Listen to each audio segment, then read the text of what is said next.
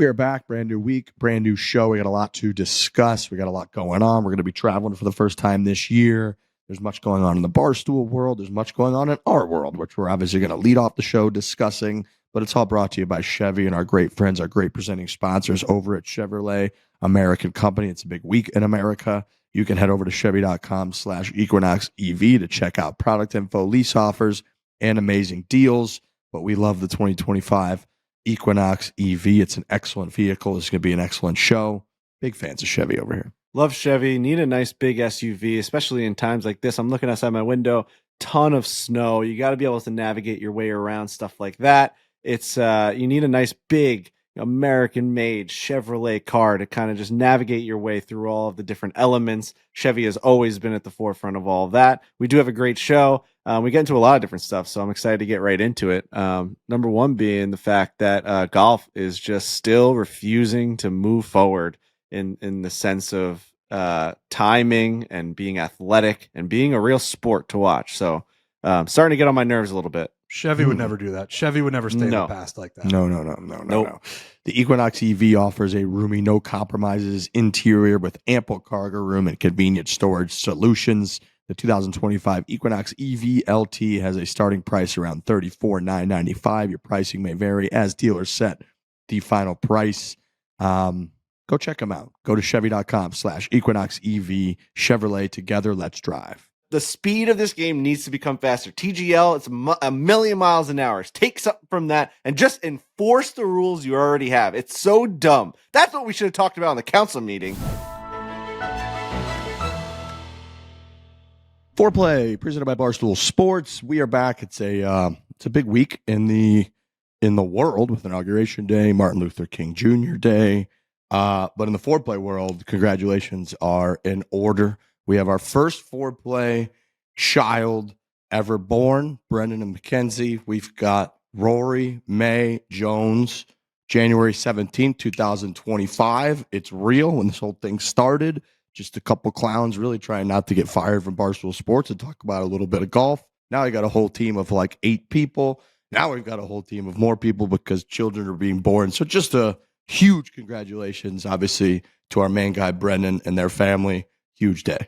Amazing stuff. Really amazing stuff. Brendan and I are on this journey together of having children, and he was the first soldier to kind of go into war.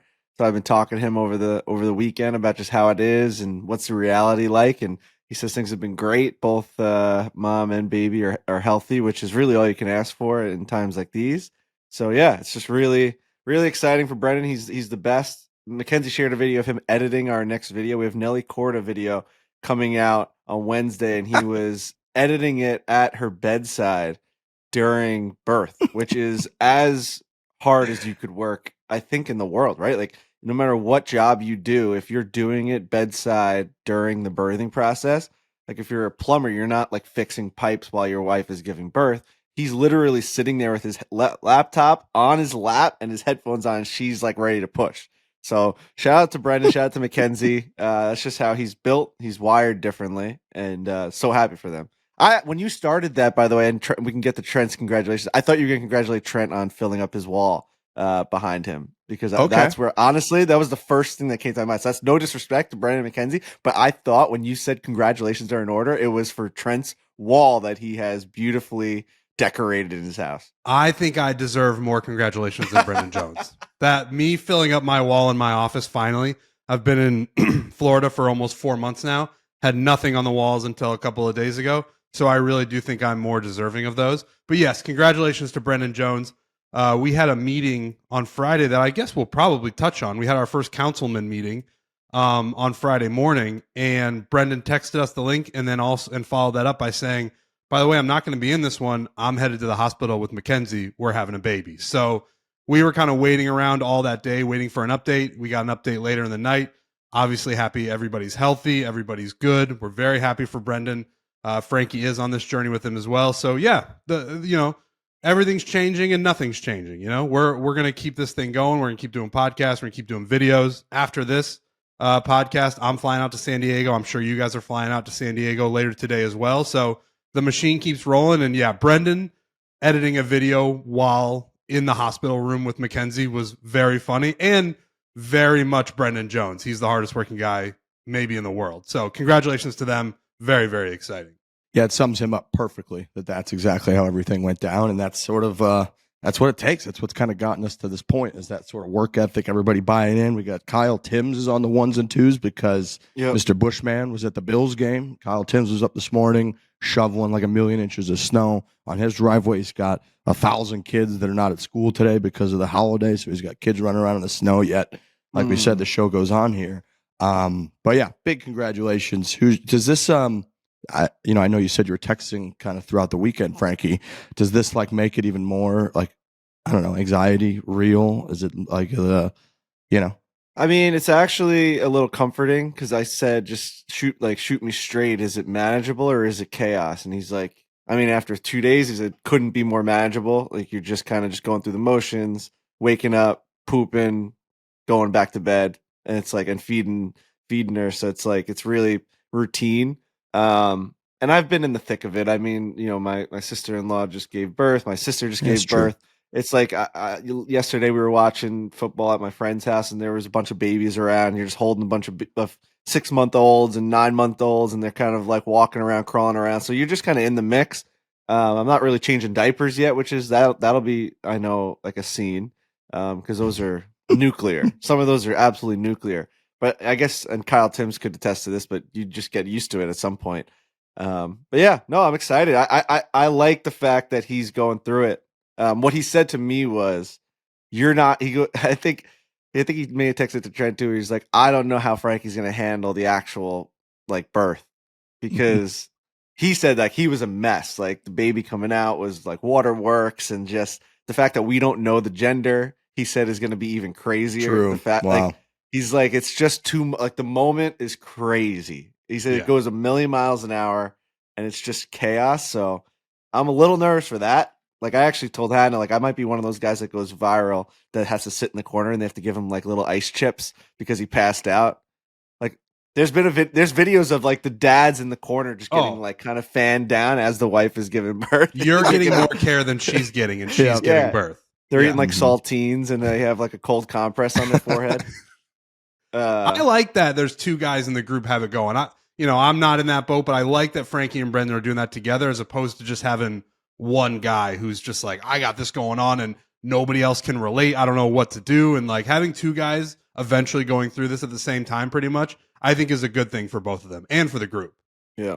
Yeah, I agree. It's nice. It feels comforting. But yeah, congratulations. So we'll have this trip. We've got our San Diego trip, like Trent just mentioned. This will be like the first thing that he's ever like missed, for obviously very understandable reasons. So we'll have just kind of the next man up, and we continue to roll. But a huge congratulations. Trent touched on earlier too. We had our first council meeting, the Creator Council, on Friday.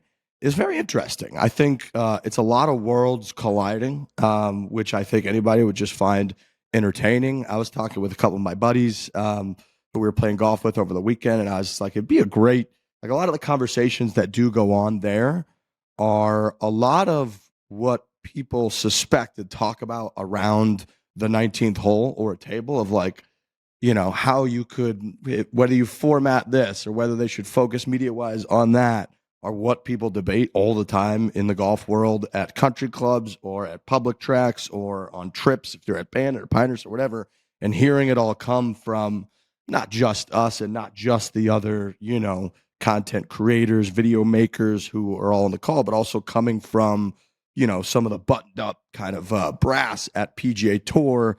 It was very, very interesting. A good amount of it is off the record, as people can suspect, so we can't really get into all of the details necessarily, but we did have our first council meeting. It went for like an hour and a half. It feels like there's some pretty good progress being made, I would say. Now it feels like we sound like the Tour and the Live groups whenever they release information about whenever they meet or don't meet.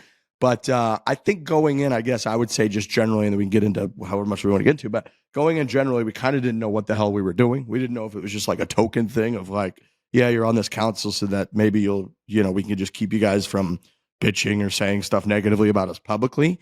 And I thought it was actually pretty substantive and nice to be on. And I think anybody would have found it kind of interesting, just because all the different names in the room combined with the big entity that is the PGA Tour and the things that were kind of discussed.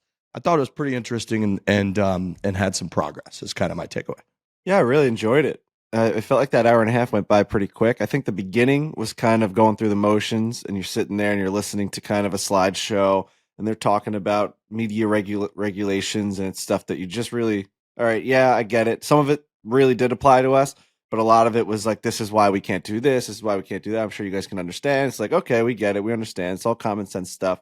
And then you get into like, and I think one of the guys running the meeting was like, all right, enough of that. Like, let's get, like, we have everyone together. I mean, you got No Laying Up. You've got us in there. Bob Does Sports. You've got a lot of groups. Eric Anders Lang. There's a lot of different types of voices in there. The Wesley brothers were in there. And it's yeah. Brian. Sorry, Wesley Bryan was in there, or was it George? I think it was George George. was in there. Won. George, I saw. George was Wesley in there. too. Go ahead. Yeah. I've been watching too much Harry Potter. I was thinking of the Weasleys. But yeah, no.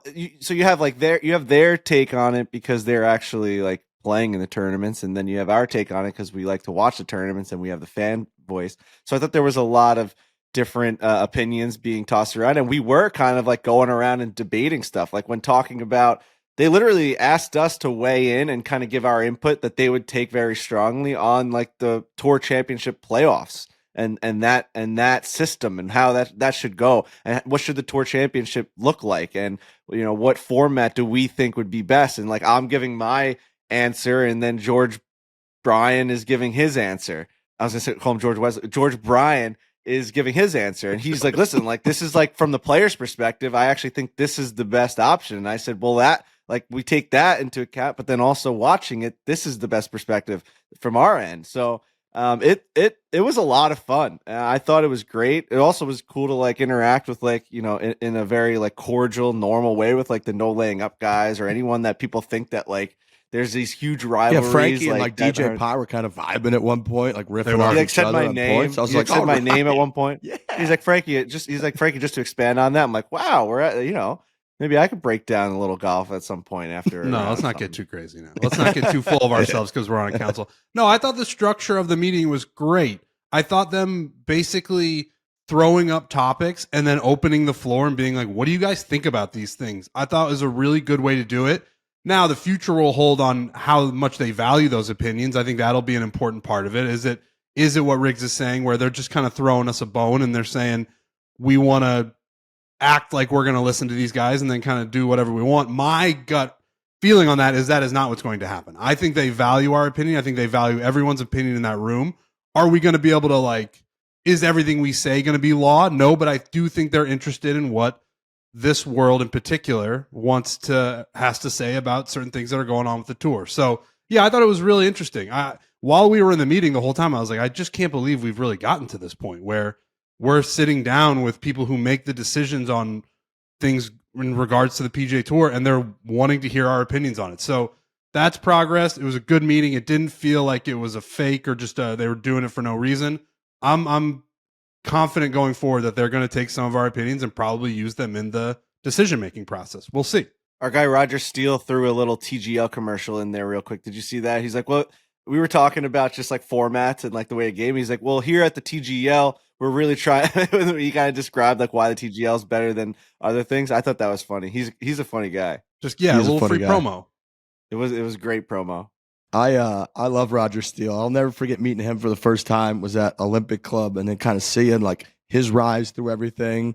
And then, man, he was so genuine when we were at TGL. And I know that clip kind of came out, but he like actively sought us out to be like, what do you guys think about this whole thing? And the part of that was covered, put it out in a video. And then there are other conversations we had with him that day too, where he truly was like, what do you guys think about this TGL? What do you think about this aspect of it? Like, I really want this to succeed, which obviously he's a pretty big part of it. He's got a cool role.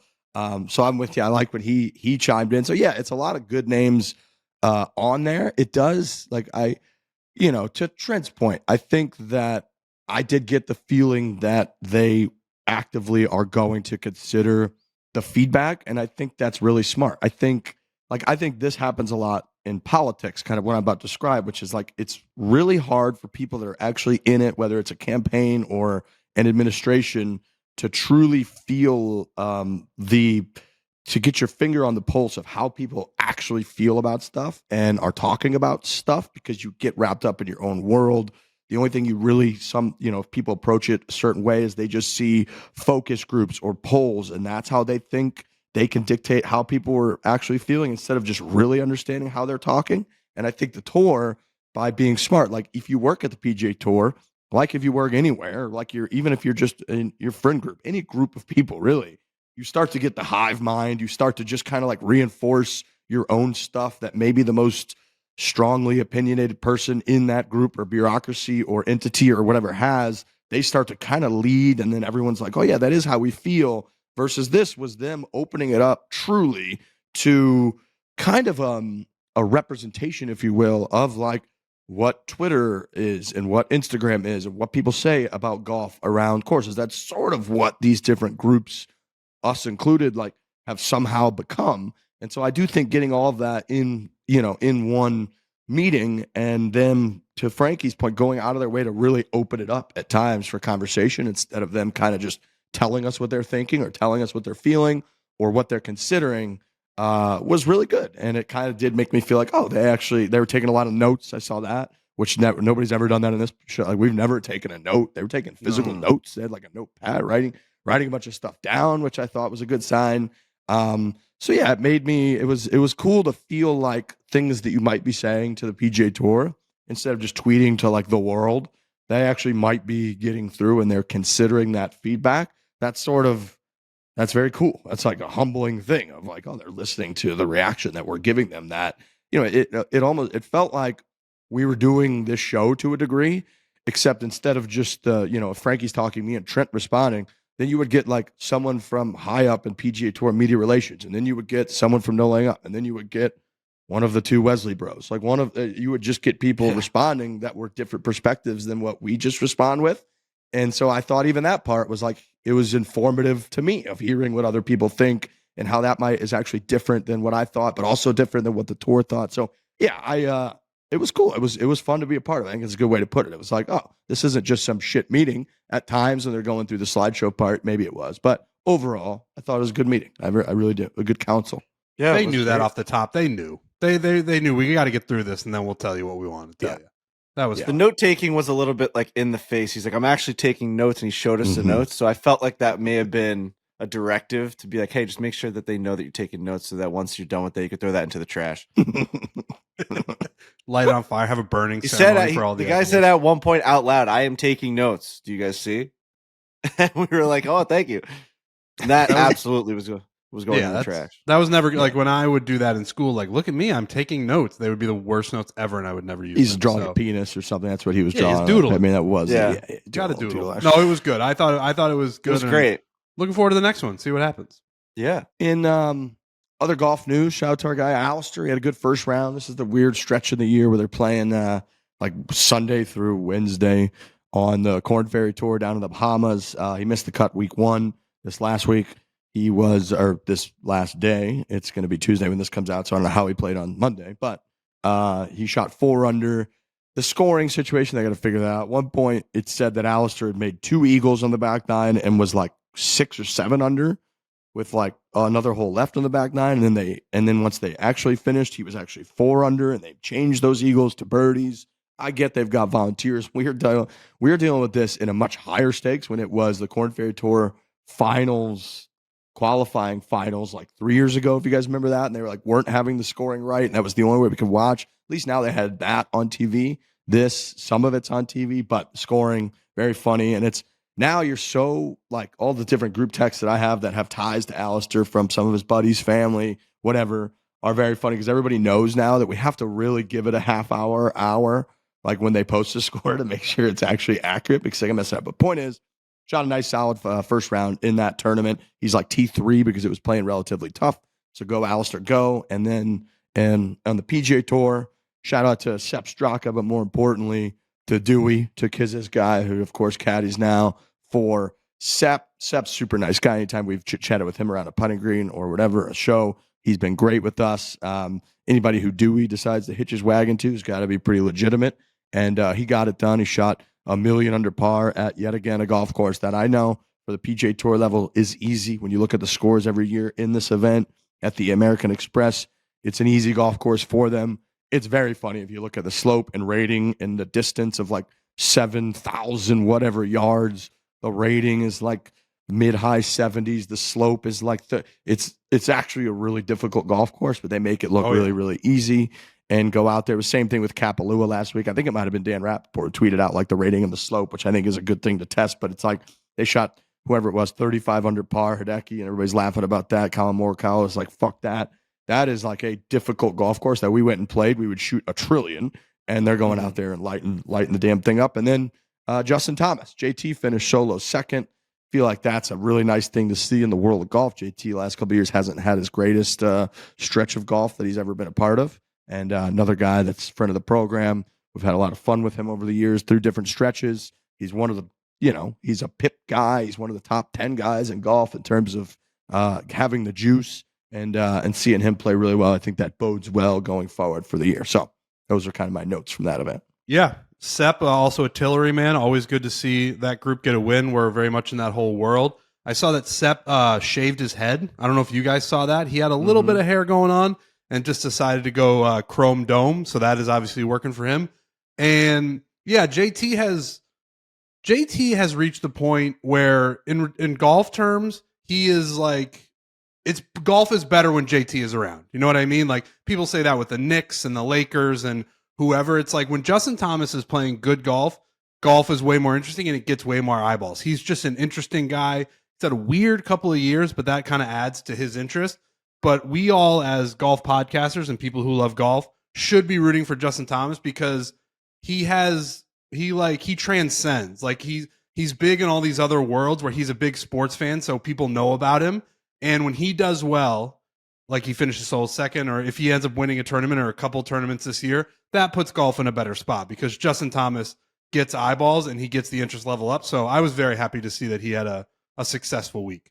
Yeah, and you never know what's going on in a guy's life or a mindset. Won a couple majors, was really hot, like feeling good, and then all of a sudden you don't know if it's getting complacent or something just changes in the swing and like you can't get back to that point. Now all of a sudden all the doubt starts to creep in. Like, am I still the same guy that I was? I saw a stat like last year out of 20 starts, he had only 2 top threes. And then now this year, through 3 starts, he has 2 top threes. So he's already equaled what he did last year, and we're not even out of January yet. So you could already tell that this guy is feeling it. What clicks, I don't know, but he's starting to get back that little bit of swagger that Justin Thomas used to have going into PGA Championships and winning majors.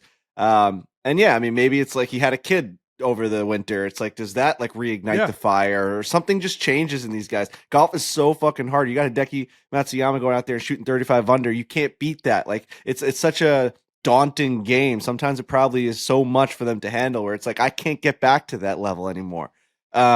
And yeah, and that's just speaking for him, which I shouldn't be doing, but like something clearly went away for a bit and now it's starting to click again. And that's the funny thing about this game. Guys will go on highs and lows. Rory McIlroy, highs and lows. Jordan Spieth, highs and lows. It's just the nature of the game. The only guy who like was able to stay consistent through it all for like his whole entire, peak of his career was like Tiger Woods was the only guy that like every single time he teed it up, like he's going to win. But other guys like normal human beings are like, yeah, you're going to go through regressions. Every sport you go through a little bit of regressions unless you're like the greatest of all time.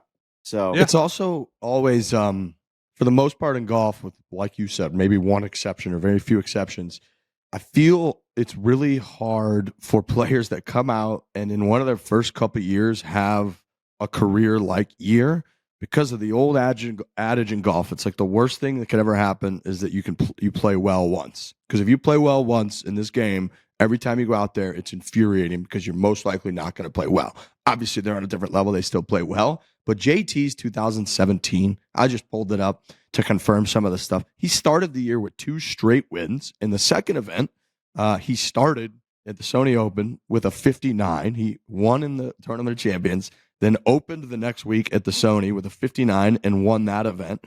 He won, I think, 5 different times. That included the PGA Championship, which was his first major. He shot 63 in the U.S. Open when Johnny Miller said that's not bad for the Milwaukee Open when he did that at Aaron Hills when he was rocking those pink pants in that event with that unbelievable eagle on that like 680-yard par 5 18th hole. He also won the Dell Technologies that year. And so, yeah, he had the 59. He won a bunch of times. He won his first major. He shot a 63, which up to that point was it tied the major record for lowest round in a major championship history. So he comes out. That was like his first or second like full year out on tour. His boy Spieth in 2015 had that year. And so here he comes. He's feeling this pressure. He absolutely dominates. And I just can tell that like it feels like that it's always a little hard to live up to that. And the amount of pressure that you put on yourself is incredibly difficult. And like I said, at any level, if you're a guy that goes out there and you've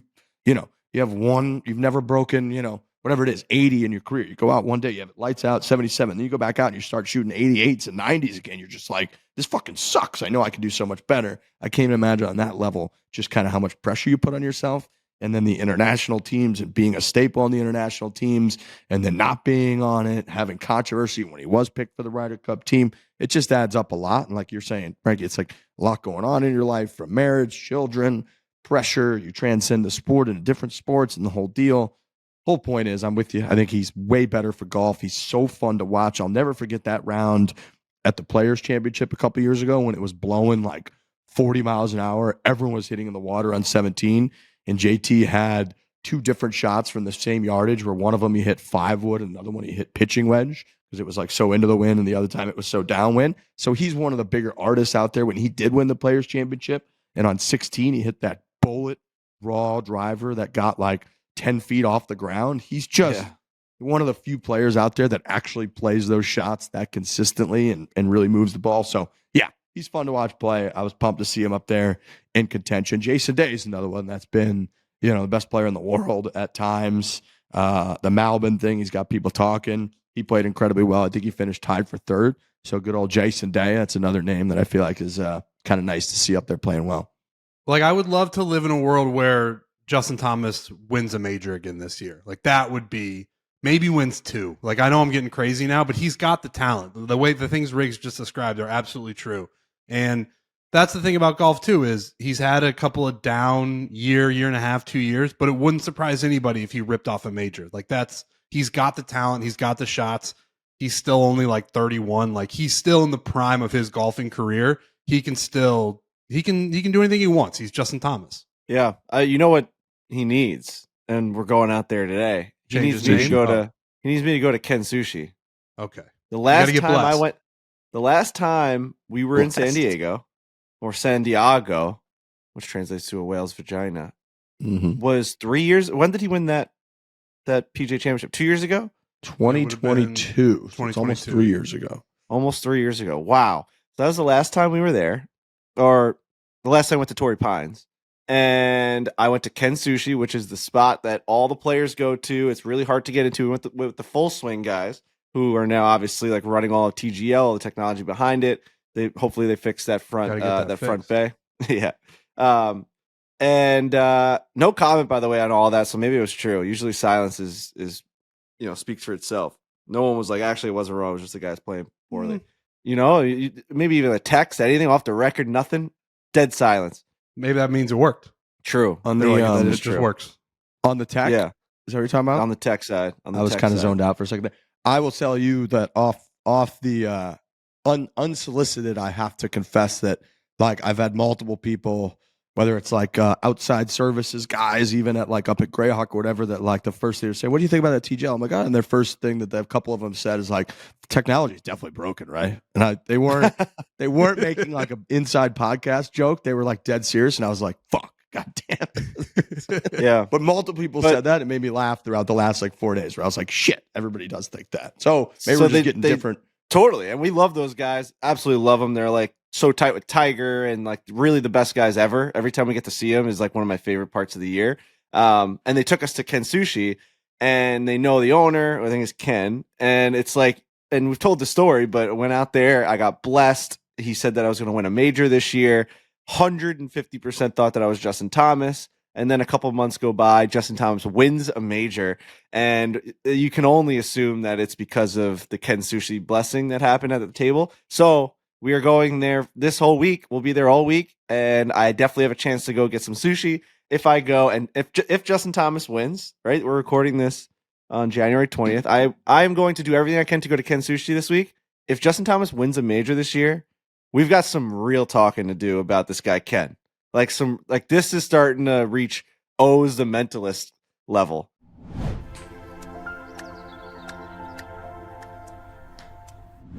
Folks, really quickly, I want to take a quick detour and just talk for a couple minutes about the 2025 Barstool Classic. We got some big updates, including the release of the 2025 schedule with some phenomenal new locations that we are adding. I'm just going to go over a couple logistics for you guys so everybody's ready. Today, once this podcast comes out, we're going to release the full schedule. You can go to barstoolclassic.com, see the schedule on there, and then on sale next week, Tuesday, January 28th, at 12 p.m. Eastern Standard Time. Registration will open. Make sure you have you and your partner's information ready. That includes your gin handicap information. Make sure you have you and your partner's information ready, because when you go to sign up, it's going to say that you got a spot as you're filling out the info. If you don't fill it out fast enough, you will lose that spot. So make sure that you have all the proper info so you're ready to go at noon Eastern next Tuesday. $20,000 for the first place team of the entire championship. And the 2025 championship will be at Greyhawk yet again, November 17th through 19th, 2025. The whole schedule is coming out. We're going to go through this whole thing a little bit more in detail before we launch this thing next Tuesday. But I just want to highlight that we've got a couple on here that are brand new and unbelievable. We're going to Coeur d'Alene. We talk a decent amount about Coeur d'Alene on this show. We're going to Gamble Sands, their new golf course that they're opening at Gamble Sands. And then we're going to Sabonic, and we're going to Tobacco Road. Sabonic is really hard to express. Look it up if you don't know much about it. Out on Long Island, Southampton, New York. It's a stunning, stunning place. In terms of doing a qualifier for our Barstool Classic, I don't know that we'll ever go to a place that is on the level of Sabonic. It's really high end. It's on the Long Island Sound. It's like Jack Nicklaus and Tom Doak, and it's phenomenal. So we're going there on September 16th. We've got Tobacco Road, which everybody kind of knows. We've talked about Tobacco Road a bunch. We're going there 2 days in a row, September 29th and 30th. And there's a lot of awesome stops on here. There's a bunch of them. There's 25, I think, total stops that we're making. So a lot of phenomenal ones. A lot of great things coming up this year. BarstoolClassic.com. Make sure that you go look at the website. You can find out what information you're going to need. Pre-sale is Monday, January 27th at noon Eastern. And then on sale registration for the whole world, Tuesday, January 28th at noon Eastern. So get ready and go right now to BarstoolClassic.com and check out everything that you're going to need to know for next week's launch.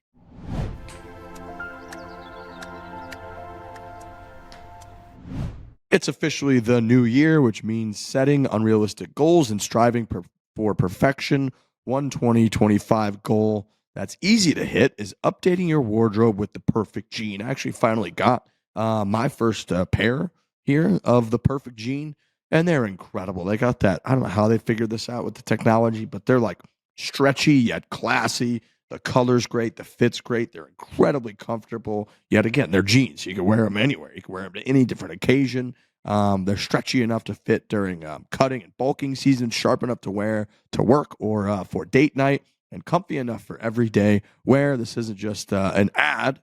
It's the first step on the road to crushing your goals with the perfect jean. You guys got these things too, right? Aren't they great? Yeah, I love a pair of jeans. You know, you wear all these different types of pants, and the jean has just always been the king. The jean is always, it'll take you from work to dinner, no matter where you got to go. A nice pair of jeans goes a long way. They feel like sweatpants. They legitimately are unbelievably comfortable. The elastic waist, it's just, you never really feel like you're wearing restrictive jeans. They've completely revolutionized it. They've gone away from that feeling of like, you always feel like you got to rip your jeans off at the end of the night. Not with the perfect jean. You want to wear them. You want to fall asleep in them. I love them. Yeah, they've completely changed the jean game for me.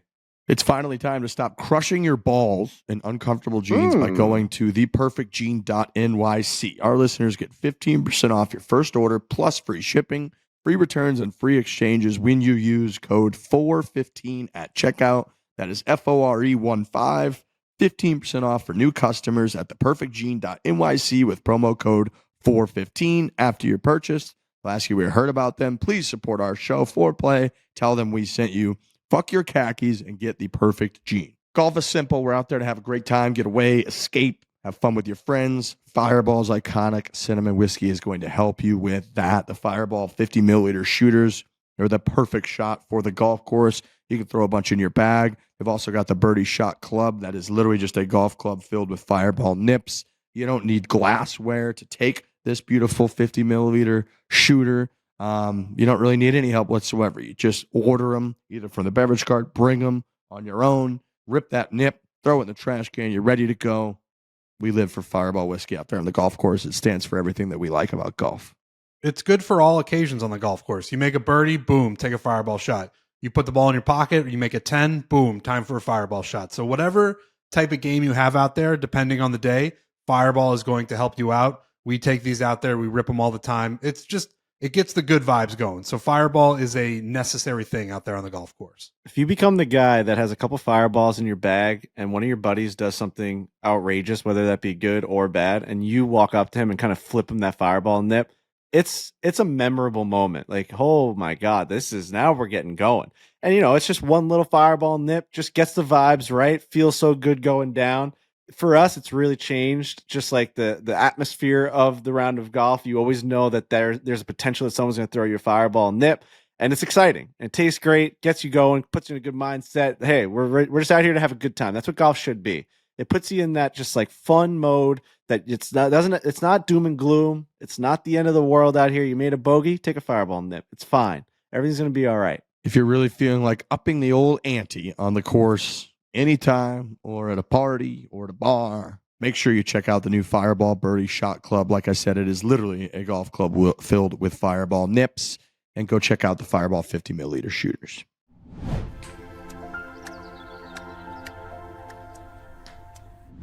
That fucking Oz, whatever you want to fucking call him. I know we keep making these jokes every once in a while whenever he just comes up on our Twitter timeline, just breaking someone's brain. He's doing things now that are like, now he's fucking around with humanity to a level where we need to get rid of him. Like, for sure. No jokes anymore. Gotta lock him up. Put him in Azkaban. He did something the other day with... You've been watching a lot of Harry Potter. I got that like little movie theater thing downstairs. When I turn the lights off and we start getting into movies 3, 4, 5, 6, and it starts to get dark with the surround sound, and I have the extended cuts now in 4K Blu-ray, it's a whole new world. Extended cuts, all new scenes too, like deleted scenes in there. Phenomenal stuff. Been watching a lot of Harry Potter. It's the time to do it. After the holidays, cold winter days, come on. What I wanted to say was, he touched somebody's shoulder, and the guy... He said, all right, stand here with a blindfold on, went into the crowd, touched the guy's shoulder, and the guy that was standing in front of the crowd was like, you just touched my shoulder. And then he's like, what am I writing on your back? He's like, oh, you wrote like the number, whatever it was. He is touching people now and making other people feel it. So tell me how that's a trick. Oh, I got a little coin in your ear. No, we've left that in the circus. This guy is now touching people in the crowd. Bro, Hubs sends me every single one because he can't believe it either. And we had a conversation about like, there is no trick here. There is no trick. Right. There needs to be another word for it. We got to come up with a new word because magic trick, even like illusionist doesn't portray what's happening on with Oz the Mentalist. I think that magic trick implies that there's some sort of misdirection that anybody could do it. It's that I think just covering it with pure magic is accepting that it's not of human origin. Like it's not something that we can just do. It's magic. What if there's a lot of alien talk lately, and if you listen to he is one a lot of these big shows, right, where they're talking about like aliens could come in this form, in that form, and obviously if they are, if you ever watch Independence Day, and I watched the Resurrection one a couple of weeks ago, it wasn't very good, but even in that. Like they're so far advanced, they clearly communicate like telepathically. So if he's just some alien, it's like that would explain it. Where he's able to just telepathically put things into people's brains. Because I'm with you. It's at this point, there's so much evidence of it that when are we just going to call it what it is? Like you can't. Someone needs to have the balls to just call it what it is. Be like, this guy's a fucking alien psychopath. He's going around to football teams and he's messing with their heads. I think somebody made the point. We've done a lot of O's Mentalist talking on this podcast, but Gotta get him on the show. For sure. And he likes us because Riggs yeah. and I met him when we were in Scottsdale for the DraftKings thing. He was great. But just ran right out of there. Did his flew thing, out of there. Did his tight hour and then ran away holding 2 bags in his arms and disappeared into the night. But then, but somebody had said it where it's almost, and it's related to the alien talk where, you know, they come out with alien movies. There's all these documents that sort of slowly seep out and they make their way onto Twitter and Instagram. And you're almost assimilating culture into the idea that these things could exist. And now you've got O's the Mentalist, who is doing these tricks, for lack of a better term, to the National Football League, the most popular league in the country. They, you know, everything everybody loves is football. So they're like, all right, O's, you are an alien. We're sitting down. I'm O's representation, the alien representation. You are an alien. We need to get the humans on board that these people exist, that people like you exist. So we are going to send you to National Football League teams. You don't know what those are yet, but you're going to learn because you can just download it into your brain. You are going to go to these teams and do these tricks, and the videos are going to go viral, and people are going to start to see that something like this exists to the point where they get comfortable with it. Frankie Borelli, probably an outlier, not ever going to be comfortable with it. But everybody else sees these tricks and is just like, wow, a sorcerer exists. And then the whole race of sorcerers are going to come to Earth one day, and he was the first to try to assimilate the human culture into these sort of situations. That's the only explanation. Speaking of sorcerer, did you know that the very first book that J.K. Rowling wrote, Harry Potter, and it's called The Sorcerer's Stone. Yeah. It was actually called The Philosopher's Stone when she wrote it in Britain, and they thought that publishing it in America and all around the world would be too confusing. The word philosopher, so they changed it to Sorcerer's Stone. I actually Is that interesting? I knew it was originally Philosopher's Stone. Do you think they changed it thinking that people are going to think it's a philosophy book and that's lame? And they just thought it was going to be confusing. Yeah, they didn't think that they would understand what it intent. Like sorcerer is like wizard, but they didn't think that you'd be able to kind of. Yeah, I guess what does philosopher then translate in Britain? Because sorcerer in America certainly grabs your attention as it's something of an other being. If you said Philosopher's Stone, philosophers exist. They're very much real people. Sorcerer is a nice term for O's the Mentalist. I think we got to stop calling him a mentalist. We got to call him O's the Sorcerer. Right? He had a guy stand up there from the Bengals, and he goes, close your eyes. You're at a supermarket. I want you to grab the first drink that you see right now on this. You're imagining a shelf. You're going to grab a drink. What is it? And O's pulls out a Coca-Cola and he's holding it to the crowd. He goes, say the drink. And the guy goes, orange juice. And he's like, oh. And then everyone's like, oh. And he pops open the Coke and pours out a glass of orange juice out of the Coca-Cola can. It's just like sorcerer. That's fucking sorcery, man. There's no trick there. What does he have? Like a million different things? Is it like one of those pens that have the red, the blue, the green, the yellow? Right. And he's got orange juice, Sprite. He's got, anything in there. Root beer. He's got it all. Root beer. And all of a sudden he says orange juice. He clicks it and then pours it out of a Coke can. No, that's not happening. I like that he's so good that he's reached the point where he realizes a lot of the narrative is, I can't believe he's never messed up once. He's got to mess up once. So he's just incorporated into his routine now a fake mess up to just he's leaning into that. That was the title. That was the title of his tweet. It was like, people ask if I ever get it wrong with a question mark. Yeah, and he got it wrong on purpose. But it's like, and everyone's like, oh, he could do some pre-work and he could ask people around this guy's life, like, what kind of drinks does he like to grab at the supermarket? And they'll be like, oh, he loves orange juice. Like, what are you fucking talking about? That guy could just change his mind, and then that guy's career is over. What if he's just like, oh, I see Dr. Pepper, and then always has this orange juice in a Coke can, and he's like, I'm fucked. Those people who try to figure out oh yeah, he must do background research. He must go on their Facebook page and figure out those people are the most scared. They are trying to figure out something so they can put their head on their pillow at night and go to sleep instead of being wide-eyed knowing there's a sorcerer around. They have to somehow justify the things that he is doing when the three of us on this podcast have decided, rightfully so, that he is a sorcerer and the things that he is doing are real. Mm-hmm. That's it. Actually, it made me, it almost made me more accepting of the entire thing that now it's happened to us. Like when Trent and I were there and he did it, because a part of me always had what you just described, Trent, of maybe I was part of the most fearful people that there possibly are out there. I guess I was, but I was like, yeah, he's got to just be doing an amazing amount of research. There's a way that he can boil it down to only a certain amount of options, and then he can dwindle it down to one option from there, something. And then when he does it to you, you're like, there's absolutely 0% chance, there's no way, unless it's magical or sorcery. There's no fucking way. Nobody could, I haven't said that name or thought that number or whatever in like 15 years. And I get that if you haven't been a part of it, you could have that because I did. But yeah, once he's actually done it to you, you're like, okay, I have no control whatsoever over this. And this man has all of the control, and therefore he's not a man. He's of something else. He's just of something else, some other origin. But we need him to, great for him. We need to start utilizing him a little bit more, put him in that like Doge thing with Elon Musk or something. Like we need to start utilizing this guy's brain, bring him to the PGA Tour and figure out how you can change the officials' minds on how to get this game to be faster. We can bring that into this past weekend, the final three. It said it took 3 golfers 5 hours and 10 minutes, I think it was, to finish a round of golf. 2 NFL playoff games finished only like 45 minutes longer.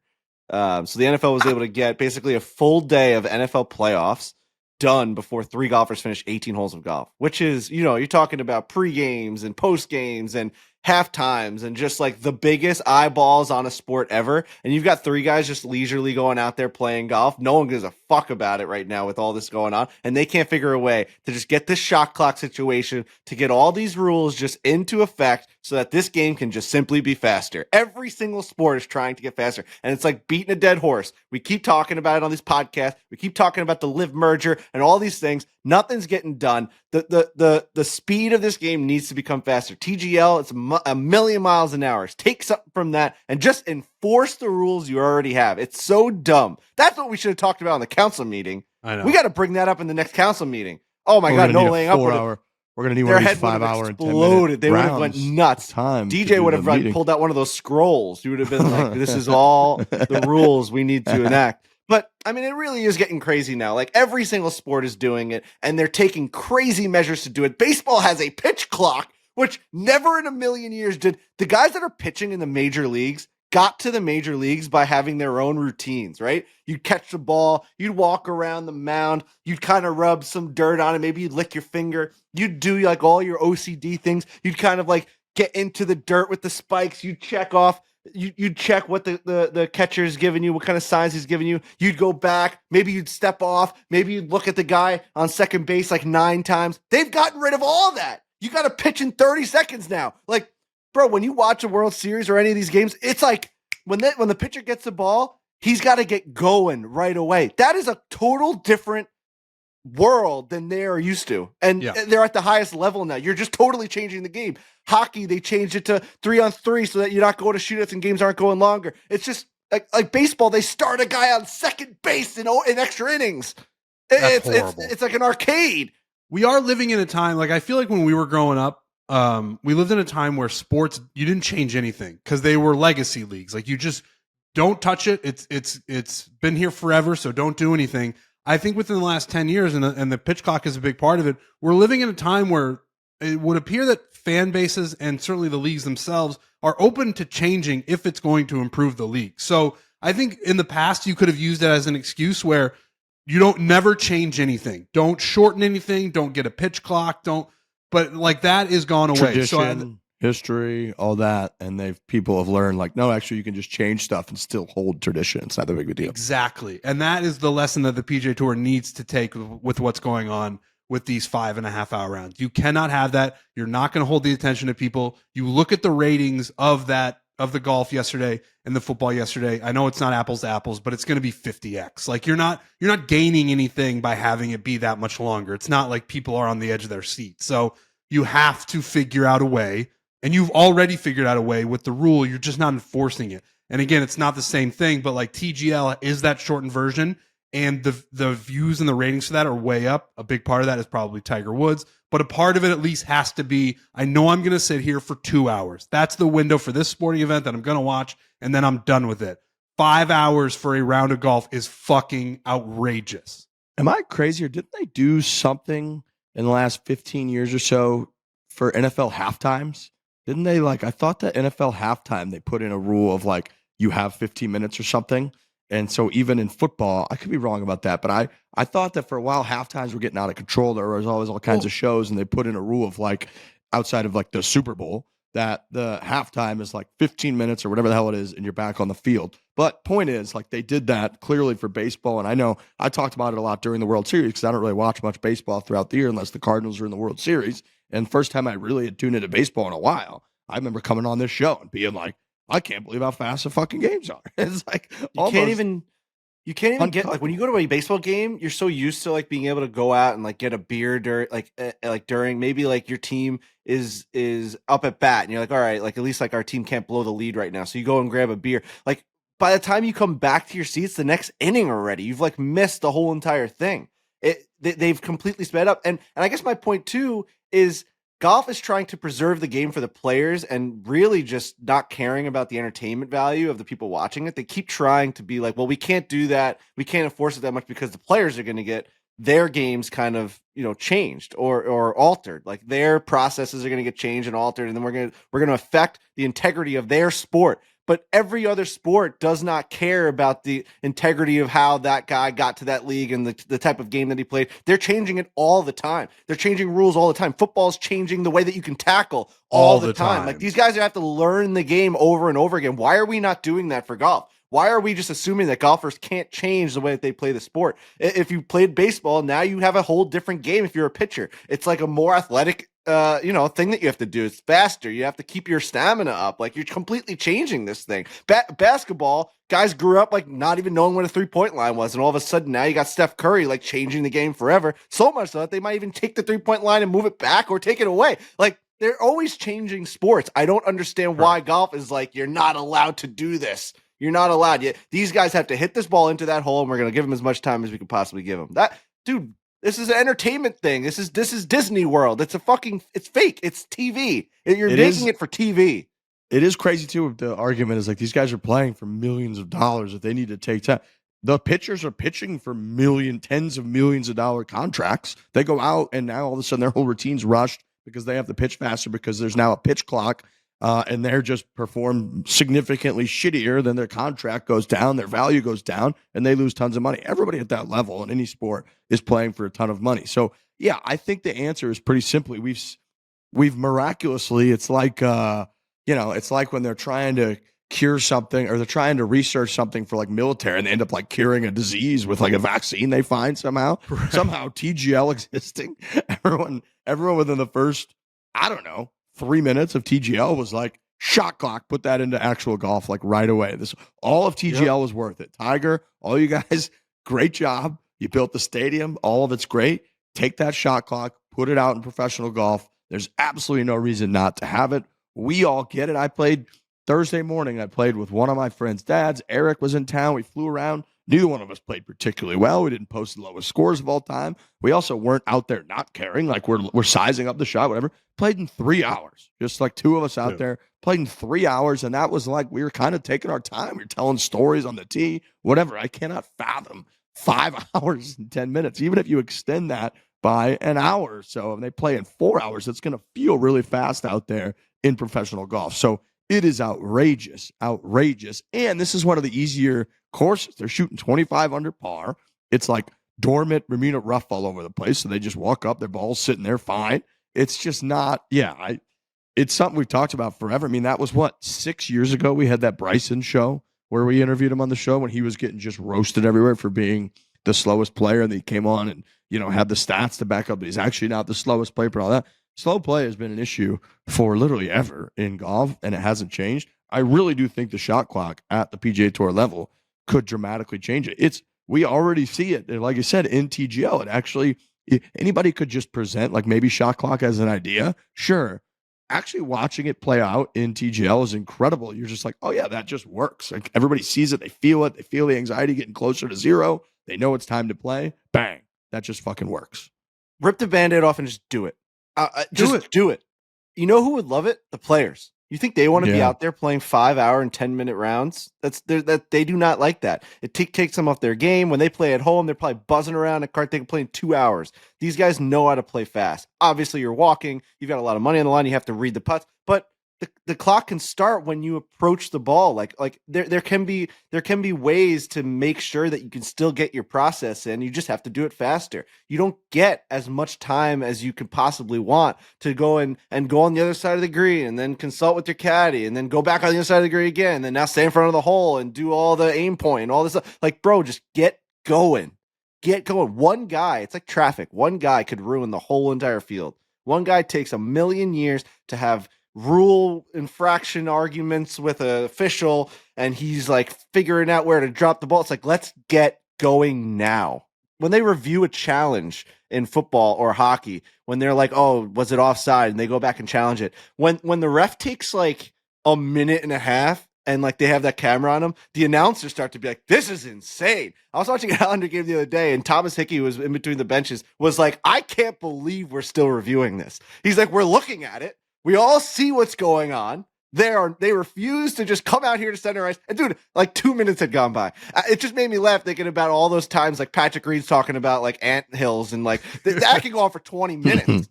Oh, I haven't dropped it here. I got to drop it again. It's fucking ridiculous. How would you do it practically? Is there a rules official with every single group? Yeah, I believe there is. So I believe they have technically they have a stopwatch maybe, but I don't. I was thinking, what know. if there's a rule official with every group, what if you had every caddy carry some sort of device that has a countdown on it, and then the rules official is in control of that device because he's with the group, he's watching them, he would know when to start it, and then so the caddy's got this thing in his hand or whatever, and the rules official's behind them, he's not messing with him, but then when the rules official sees them at the point where he thinks the clock should start, he hits some sort of device that is connected to what the caddy has, and the caddy then has it, and he's like, all right, we got 35 seconds here, and you work it that way. Like, you got to have something where it would work practically. You could also do it with the sign people that hold the scores, because there's always there's like a kid or something like that, or a couple kids that they have carry the sign, and that thing's already supposed to be carried in a way that people can see what the people are at. So if you could somehow hook up that, actual shot clock to that thing, and then like you're saying, the rules official has a clicker that just restarts it, then I believe we said before the rules, like the first person to hit has a minute or whatever, and then everybody else has maybe 40 seconds. So as soon as that ball's struck, that official just hits it, and then if you go over, you just get a penalty. That's just It's a stroke. Do it. They blow a whistle, make it more of a sport. They blow a whistle, and like Sepp Straka is like, holy shit. He's like turning around like, are you kidding me? And he can argue with the guy. I didn't start yet. You start to get drama in it. Officials start to get punched. This is what I'm talking about. This is eyeballs. And then it can become, it becomes a part of their game and their stats. Oh, this guy has been penalized 3 times. He would have won the tournament if he was just a little bit faster. He's too slow. Like the headlines could start to sway into that. Like, is he not athletic enough? Is he not fast enough? Is this guy's endurance an issue? Does he it starts to become a little bit more athletic, I think. We need it. I'm fully on board. We should just cut this audio out and play it at the next council meeting. I'm bringing it up. Do it. I like it. Tyrrell Hatton. We got to talk about Tyrrell Hatton. He wins over on the DP World Tour over in Dubai. He, in the process of winning, smashed a tee marker into pieces, and it was kind of brought up all over the place. He responded in the perfect way, where he said, just a bit of frustration. Probably shouldn't have done it. Does it make me a bad person? Nope. It's just a spur of the moment thing. It happened. I can't go back and change it, so move on. I was told about it in scoring. I don't have an issue with what was being said. I think that people were like kind of a rules official was like investigating the situation or something. He goes, I'm aware that it's not the right thing to do, but in the heat of the moment, when you're frustrated, you just do things that you probably wish you didn't do. I'm not going to let it bother me for the rest of the day. Spot on. I mean, just an A+ statement. I think that line right there of him saying, I'm aware that it's not the right thing to do, but in the heat of the moment, when you're frustrated, you just do things that you probably wish you didn't do. Perfect. You can put that on a T-shirt. You can put that anywhere in any part of life. But great golf. He's playing great golf. He won. That's had a hell of a field down there. Rory was in the field. Rory had some comments about him that I love too. Rory said he does a really good job at that, talking about him having his own process. And he goes, he also doesn't give a flying fig what anyone else thinks about him, which is a really good attribute to have in the game. So people kind of take a notice. Flying fig. I think he was, probably trying to say fuck. Maybe he should have said that. I'm not sure. But that sounds like New Year's resolution. That sounds like a restaurant I would go to. The Flying Flying Fig? Fig. I like that. Yeah. Let's go Maybe to they the have Flying water. Fig. The Flying Fig has a mean artichoke dip. Hard to get in. Busy on Saturdays. Yeah, very. The Flying Fig. That I've never heard as good like after dinner. Good after dinner drinks. Oh, I love it there. The ambiance is great. I've never heard fig as a replacement for fuck.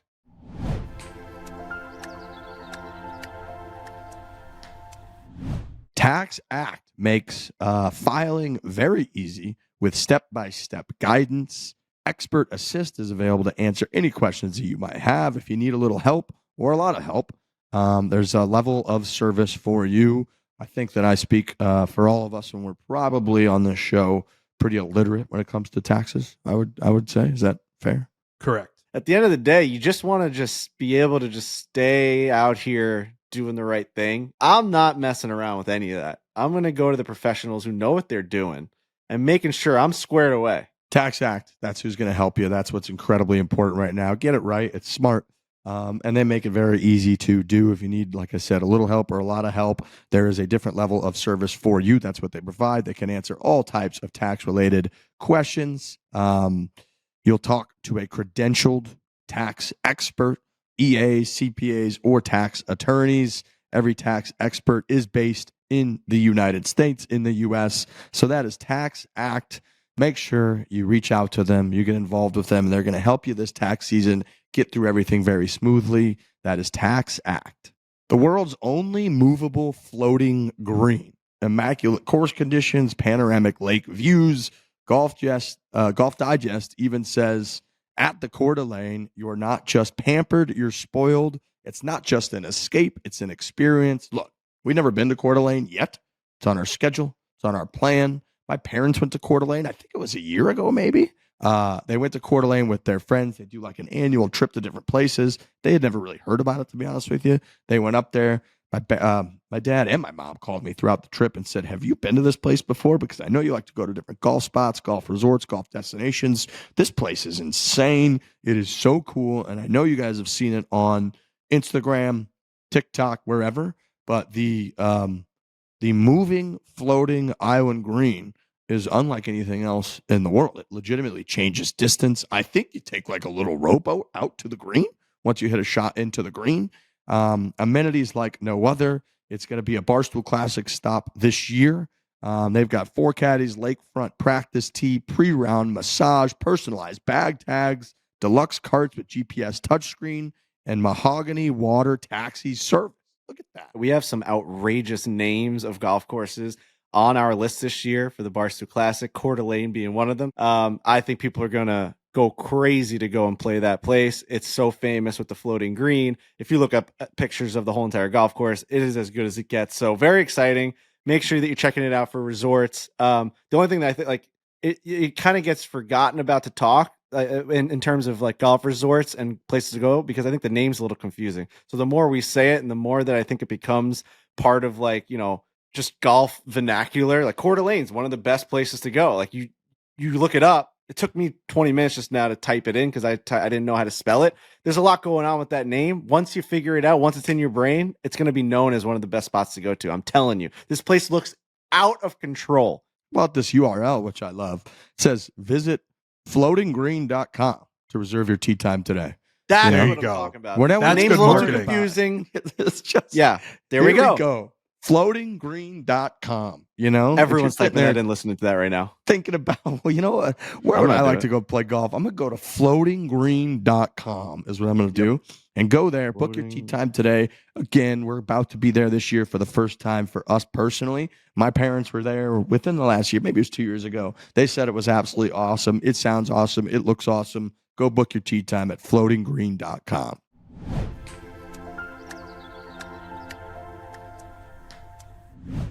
This would be a good test for my brain.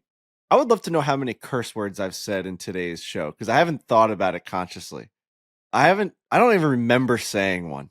So it would be awesome as of right now, 52 minutes in, how many curse words I let fly because I genuinely think I've said 0 of them. So if it's like 37, I got to go see somebody. Do your own mini close to the pin right now. Guess how many you've had. And we'll have Alex, the Bushman count them. All right. Yeah, let's add this. How many do you think I've said in 53 minutes? It's funny because you're making a lot of sense right now, actually, where I feel like you haven't said any. Like when I said fig a minute ago, like the real version of it, that came off as jarring to me. Like I don't feel like I've heard that word on this show yet. You let a couple out of the holster when you started talking about O's. When I started talking about what? O's? Oh, I definitely did. I got a little animated. I think you were like that fucking fuck O's Pearlman's a fucking. All right, so I'm just gonna say my first guess. This goes to closest to the pin. I'm gonna say 6. Question: what are we counting as a curse word? Just like, I mean, I don't think I said. Yeah, I think it's probably I think we'll say the word. How many times have I said the fig, the F word? That's definitely your biggest, the one you say the most. The crutch. How many F words you hit? How many F dash or F? How do they usually do it? Like in F in star graphics? star. F K, yeah. F dash K words. I'm gonna say. I say 6. I'm gonna say 8. I was gonna say 9 the whole time. I didn't change because of that. I promise. All right, so up to that point, we'll have Gravy Train count them, and then we'll give the report next time. Kyle Timms gets to give a guess because he's filling in for Alex Bush, so he gets to say. Yeah, what do you think, Kyle? How many? I would say roughly about 15. Oh my God. That's a guy too who's been astutely listening. He's been astutely listening the whole time while we're kind of like we're talking, we're thinking about what we're gonna say next. He's just listening. That's a guy that's always been doing his listening. All right. This is good. This is how you grow. This is growth. Mm-hmm. Hard data is good to just like I'm seeing it and then I just gotta know like you gotta stop. You're doing what we want the guys to do with a shot clock. Yeah. Look yourself in the mirror. Look yourself in the mirror. Blow a whistle every time I say it. We got kids. We got Brendan Jones having kids. What if little Rory May wants to listen to the podcast? I'm slinging words all over the place. What are you, nuts? Should be better about that. Really better than that about that. I think we've gotten better, but I guess this is going to be a good test. I'm not going to change who I am. It's just you could be a little bit more conscious of it. If you let a couple fly, that's just who I am. I mean, I was born East Meadow, Long Island. Like, it's just going to happen. Like, that's just part of my vocabulary, slinging it all over the place. But I could be a little bit more. Sometimes it becomes a crutch where it's like you can improve the way that you speak. It'd be nice to be able to, because I'm with you, to exclusively use the curse words for emphasis and not just as a crutch. Use them effectively when you're speaking. Yep. That's Make them count. Right. Make them count. Right. Speaking of that, Surviving Barstool wrapped up last week. I know we were all kind of promoting it, watching it. I was obsessed with much of the show, like pretty much everybody was. A lot of it's been played out in terms of what happened in all the recap shows and on the Unnamed show and Kirk Minahan's show. We've talked a lot about in our own little circle of like surviving, or our little fore-play circle about Surviving Barstool. We obviously haven't been on it. We kind of are different. We're remote pretty much all the time. We're on the road a lot. Scheduling wise, it just hasn't really worked out. I can't decide. I mean, I know we've debated a lot whether we'd like to be a part of it or not. Obviously, if the company calls upon us and the scheduling works out, we'd be happy to. We're going to do it. But I'll just say I don't know that many people out there in watching all of it. I don't know that anyone out there would truly, at any job that they have, want to go do a Surviving Barstool style show with all of the people that they work with. I just think no matter what, that's going to end the way that it ends, no matter what.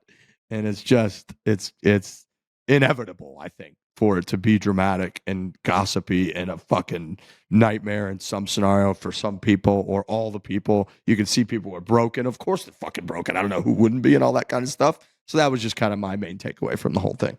Yeah, once you get down to the final 8, as everyone witnessed, it gets dirty. Yeah. It gets intense. And you go back and watch the first couple episodes when people are getting eliminated, it's certainly less intense. Like they haven't been there that long. They've just been there for a day and a half, 2 days. It's really interesting as it got further and further along, how quiet it got in that Chicago office when it was just the final 5 or the final 4. Because before, there's so many personalities, there's everybody around, everybody's talking, they're watching sports, they're gambling, whatever. And then as it gets down to it, it's just eerily quiet in that office. You can even sense it through just watching it. And obviously the editing was incredible. Everybody behind the scenes who worked on that is just a behemoth of a production to put together, to film, then to edit. And it was great reality TV. But yeah, as you get down to the final few people, clearly there's feelings hurt and, coworkers going at each other for various reasons. And again, if we got called upon to do it, we would do it. I think last year we were maybe filming a travel series somewhere or something. But yeah, that was my main takeaway, was like, it's all fun and games kind of for the first couple of days. And then when you get down to single digits, you put yourself in a position where you can harm the relationship you have with people outside of the game. And that is a daunting thing. Yeah, that's what makes it different than actual Survivor. Correct. I'd be able to cut the throat of a stranger to go and try and win this thing, no problem. I'm never going to see you again. I'll backstab you, no problem. But if it's like the people that you work with, the people that you're friends with, the people that you love that are around you, I mean, we've been at this thing for almost a decade, all of us, trying to even know it longer. It's like, that's not easy to do. These people are part of our lives. So yes. It seems stupid to say, but it is very intense. My name's been getting tossed around like crazy on that unnamed show. I don't know. I mean, Whit says that I'd be able to vote out Dave. Dave says he doesn't think I would be able to. I guess if the moment was there, it's like I really don't even know what I'd probably side with Dave, where it's like it would be really hard. This guy is like giving me everything. Even if no matter what the challenge is, I'd probably sacrifice. I'd have to sacrifice myself for anything. I'd have to jump in front of a bullet. It's like he's the POTUS. He's the guy. I'm the Secret Service. I'm jumping in front of anything. Like you may take that however you will. I think anyone in my position, this guy plucked me out of a pizzeria and now I get to talk about golf for a living. I owe him everything. I don't need to win anything. My job now for life is to make sure that he wins. You know what I'm saying? Like, that's not that crazy to say. Everyone has someone like that in their life that you're like, that's the guy I got to go protect. Why would I go and kill him? And that has nothing to do with like the game. It's just life. That's just the way it works. Here's the thing that I don't understand, like the Kirk and Whitney like argument against them is like they're acting like it is a show with your coworkers. So obviously you're going to have pre-existing feelings about everyone. Just like I felt like I was going mad listening to the debate about the fact that people wouldn't vote out Dave because he's the boss. But it's like he kept making the points like, well, you wouldn't vote out Biz because he's your partner, and you wouldn't vote out this guy because like you have pre-existing relationships with him. Like, what's the difference? Like, of course, like we simply are just all coworkers. I get that Dave has more than other people, and you can kind of galvanize the people that are in the group to all vote for you and win. But they also want him in every single year, right? He did a poll. Right. He's like, do you want me in next year? And they're all like, yes, absolutely. So Kirk Minahan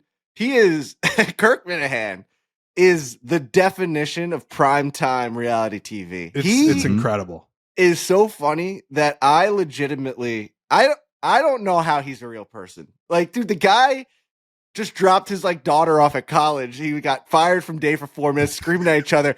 Like, this is a real human being with like a family. And he is so scorched earth. And bro, some of the stuff he was saying at that pink wedding, just like with Megan and everything, he goes black. He just sees red. And he just goes absolutely nuts. And I fucking love that guy. I think he's so funny. Whit, obviously, like one of our favorite people. The fact that he's able to go after Dave. He's just like, he's always been that guy. And I think Dave kind of loves that aspect of him where it's like, he's just like, Whitney's like, fire me. You think I give a fuck? And that's like for a couple guys like us, like that's crazy energy to be bringing around Dave. And Whit just has it. He's like, fucking fire me. Like, the speech, Dave's like, oh shit. The speech Whit gave at the Final Tribal Council is one of the greatest speeches in the history of speeches, in my opinion. And I think they know what I'm talking about when in terms of like, we all work together. Everyone that was in that thing had some sort of relationship that they wouldn't go after other people. Now, other people were able to kind of break those easier than others. So it's a scary show, dude. I don't even like watching it sometimes because of the anxiety it gives me of like our friends in there. Like, man, it's like going on The Bachelor. Trent always says that. It's like if he was casted as The Bachelor, you're no matter what you do, you're gonna come off bad to like half the people watching it. Like Rhea, right? Like not to give too many spoilers away, but I mean they tweet about it. It's like Rhea goes out there, gets to the end. She has to do a lot of crazy shit to get there. You have to. Right. It's the funniest part watching it. It's like people are like, you backstab me. It's like someone has to go home. We have to go from 20 people to 1. At some point, we have to send you home. I don't know what else you want from me. I have to backstab you, whatever you want to call it. It's not even backstab. It's just like it's the nature of the game. But then, like, we can't. The other part about that's crazy is then if we all agree that's just part of the game, then why would it matter about your relationship with other people if you end up voting them off the game because it's a game? So, but that does matter. So it's like that's another part. I know. You have to calculate in like, can this person remove the personal feeling going forward from whatever happens in this game? Almost nobody, it feels like, trusts that other people can or can't. And so that part of it is what makes it awesome. And I think what makes it the Barstool version in such a way is like you said earlier, it's like you can't get away from just whatever happened. You're not leaving this island and it's over. It's like that's actually you're actually like you're the island is almost when you're in it, and then afterwards you go back to home with everyone, and that everyone comes with you the whole time. You all leave together. You leave the island on the same ship. It's like that's fucking nuts the whole time. And so I'm with you. I think Kirk, I love that man. I laugh out loud at the second, if you go back and watch, the second that he realized that it was looking bad for him. I think the next thing he said was just like he turned to everyone around him that he could find, and he was like, your life is fucking over. I'm making your life fucking over. The thing that's really admirable about Kirk, and I love him too, is like, and then a week later he'll have you on the show, and like it'll be like he doesn't, and him. They talk about that a lot in the Unnamed, where Kirk, Whit, and Dave, where it burns really hot, really intense, and then it's fine. Like that's the game, and it's reality TV, and like it's an incredible show. It's incredible. And you know, there are parts that you can like get mad at other people for within the game. Like I think he had a genuine gripe against like Megan for just like putting a bad vote on someone because you kind of like mess up the idea that they all kind of had, and like there was really no reasoning for her to put a vote on Rico or whatever. You know what I mean? It was because of something that he had. Like somebody screws you in blackjack. Like you need your table to kind of move along. Obviously, everyone has to go home at some point, but like in that moment, if you felt like you got screwed over based off of like a bad play, you are allowed to have like within the game gripes. But I mean, Megan somehow without any alliances got down to the final 3. I thought that her final speech was worthy of some votes, to be honest. Not to take anything away from Rhea or Dave. I just thought that she did a great job being like, no one gave a fuck about me here at all. And somehow, some way, I just like skated through, won a bunch of challenges. When you're winning a bunch of challenges like that, you just somehow end up in the final 3. They're like, what the hell? So I thought they all played a great game. Dave deserves a lot of credit, obviously, for being the by far the biggest target on his back. When he went through every single guy, they're like, you stacked the house with winners. And the first 8 people Kirk and Whit had to admit would have absolutely killed Dave. Dave's like, the numbers are right there. You all could have just gotten me out week 1. And they're like, I know. Like, Whit's like, it's my biggest, like, I can't sleep at night. I should have just gotten you out. So I'm of the opinion that the relationships that exist inside the company, whatever, are a part of it. And Dave is included in that. Like it's just another dynamic. Mm-hmm. And like, I think, you know, the show with Dave is so good. And like, he's just another dynamic. Sure, he's the boss, but that's his dynamic. And you can argue that is too much, but I really just think all of it is different dynamics, and he's a part of that for sure. There were a couple things that weren't even his fault that they got advantages on, like the fact that at that pink wedding, they were able to like see everyone that voted, right? Mm-hmm. So they voted last. So like, I feel like if someone votes and all of a sudden they're like seeing who they voted for just based off of like body language, or people are starting to talk, and then you can kind of like, he told Rhea to not play her idol, which like at that point it's like, how would you even know that the votes are stacked against someone else and not her? If everything was kind of quiet and they were in like these different silos, you would never really have that opportunity. If someone wants to go make a rash decision, that's just a bad decision. There's really no talking in the other Survivor, but that's what makes Barstool Survivor different and great at the same time, is that like you're able to kind of just like maneuver and manipulate the game however you want, because it's not Survivor on TV, it's Surviving Barstool, and it's like that's their own rule. So it's, you know, a lot of people are making comparisons to like the TV show, but it's not the TV show, it's its own version of it. So yeah, I thought it was great. I mean, it's got millions of views across all the different platforms. It's an amazing show. The editing is out of control. The way that they edited like Rico, like if he had that final Idol, if he had one of the final idol, like, you didn't know, the way it was like a cliffhanger and they had him walking out of the room, like that's so good. That's such great editing. The music, and just I can't even imagine, dude. Like think about when we do fucking oh god. there you go. When we do a fore-play video, and we have, you know, 4v4 scramble, you got 8 mics, you got 4 cameras. We look at the timeline of like Brendan Jones and Kyle Timms, it's chaos, man. And like that's pretty simple stuff. You're going from hole 1 to hole 18. You're not really telling a story. You're just trying to see who wins this match. You need to get all the good banter in the middle of it. You got to like tell this story. Someone dumps all that footage on your desk, and you got to somehow tell the story of like who had secret conversations in this closet and who's going into the bathroom, and then how does that affect the next conversation being had in the gambling cave. And then, dude, like I don't even know, was there notes like as they were going? Like was one of the cameraman being like, "Hey, this was a really great moment at this timestamp. Make sure that you check it out." Because I don't even know. Our PGA Tour guy out there just fucking Kyle load it Timms. up You know, like the editors that like who did this shit. Does Kyle Timms like know these guys, like, or who did it and like how they did it?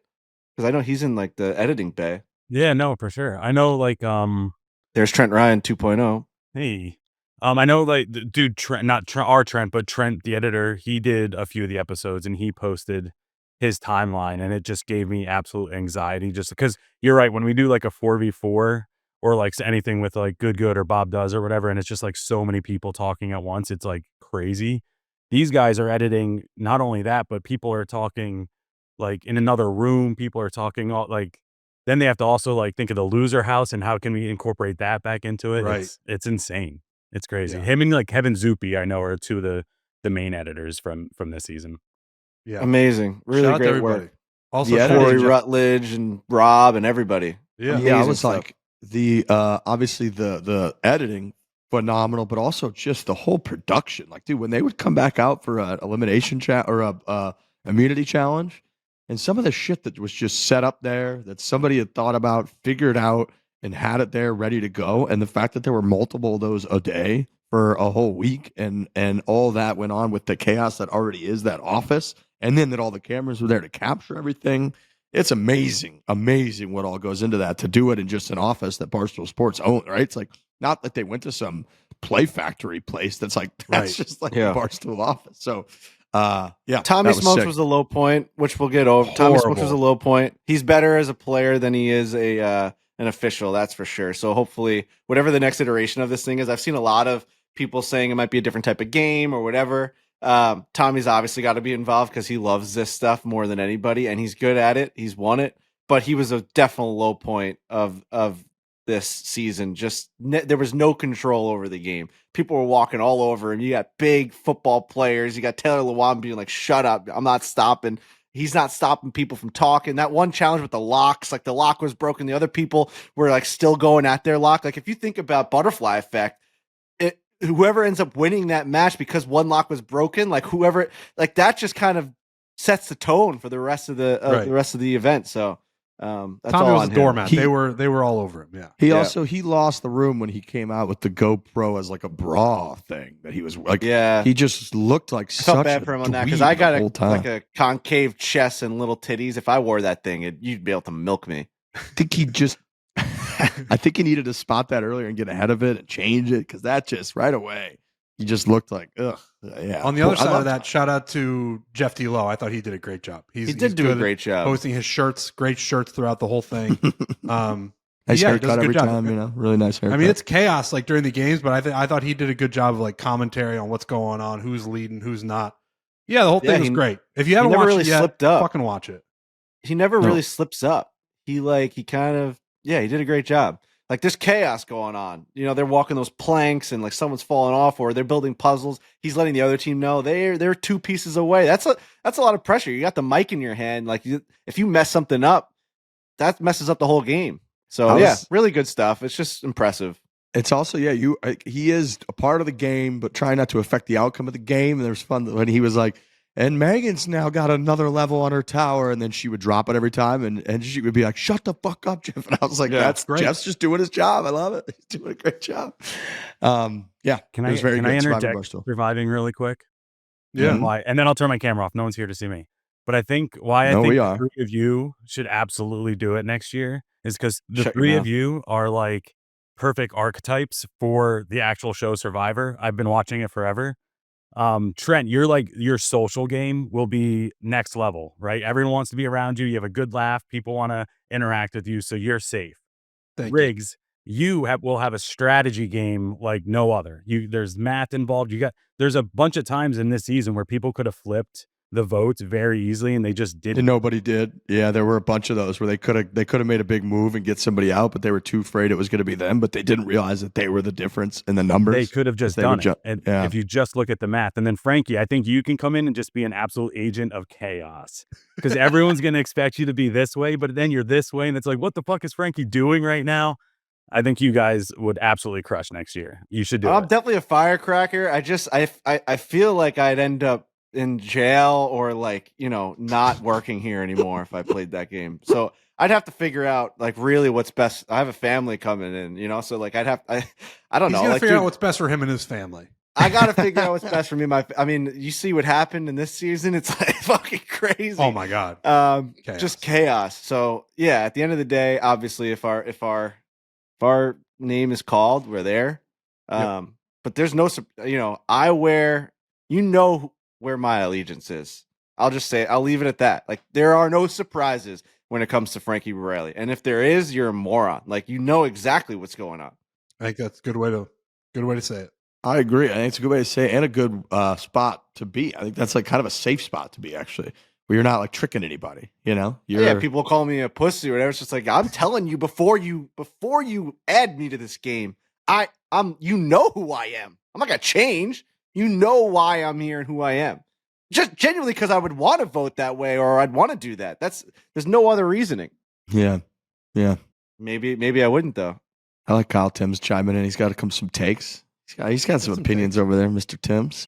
Couple other things real quick. It's Inauguration Day as we're recording this. So Donald Trump, 47th President of the United States, about to be sworn in here pretty soon.